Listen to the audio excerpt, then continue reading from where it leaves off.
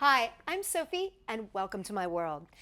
I know a lot of my viewers have and love dogs. So today, I'm going to take some recycled old t-shirts and turn them into a chew toy for your favorite pet. I'm going to show you how to make it right now.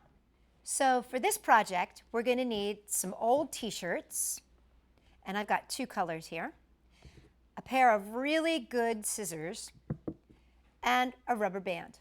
And that's all you need. So first thing I'm going to do is I'm going to take my t-shirt and I'm going to fold it in half.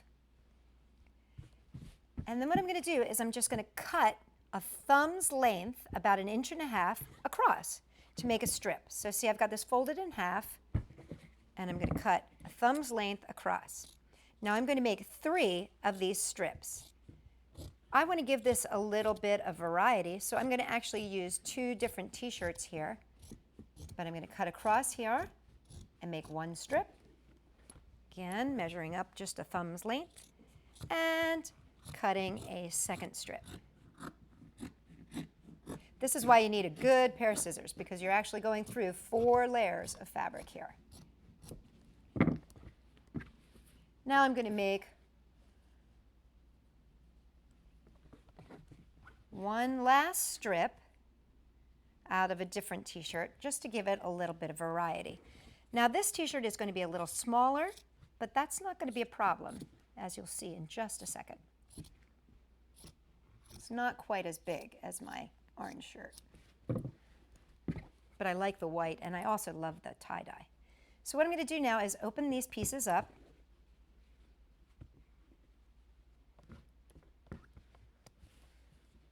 One, I'm going to center this pretty much in the center there. 2 and 3, just making a little sandwich. Now all I'm going to do is take my rubber band and I'm going to make sure that I catch my shorter t-shirt right there in the middle. So I'm going to leave these long and I'm just going to make sure that I catch that t-shirt with my rubber band. Now if you want to, you could use a clip here instead, like a binder clip, but I'm going to use a rubber band. And the reason I'm doing this is just to hold this together while I braid it. So I've wrapped that around, got that nice and secure. As you can see, I've got 2 pieces of orange and 1 piece of the different colored, the tie-dye. I'm now going to start braiding. What I want to do is I'm going to braid this very tightly if I can. So I'm going to bring this one across, and this one across, and pull nice and tight. Then I bring the outside across, the other outside across, pull it nice and tight, outside across, outside across, pull it nice and tight. And see, with that different color, it gives it a nice little texture there. Outside across, pull it nice and tight, outside across, pull it nice and tight. And just keep braiding all the way down until we get to the very end here. And again, we're trying to make this as nice and tight as possible. And with braiding, it's always outside over the middle, then the other outside over what has become the new middle. Always outside, outside, outside, outside. Now, I'm at the end here, and this is pretty good. What I want to do is just tie a knot. And this knot, I'm going to actually tie up into here where I've got this braided. So I'm going to slip this through. Just tying a nice, tight knot.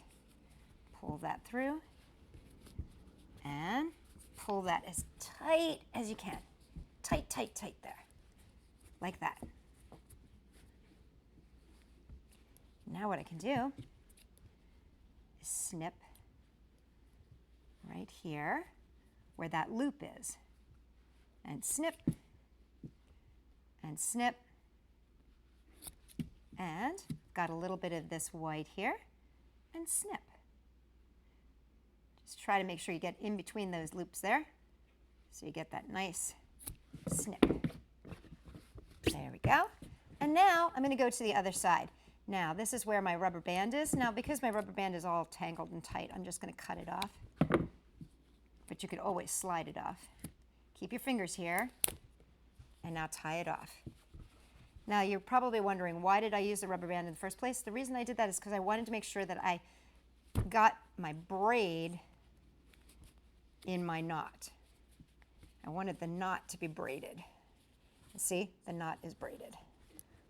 And I pull that really tight. There we go. And again, snip, snip. Snip here. And snip here. And there you have it.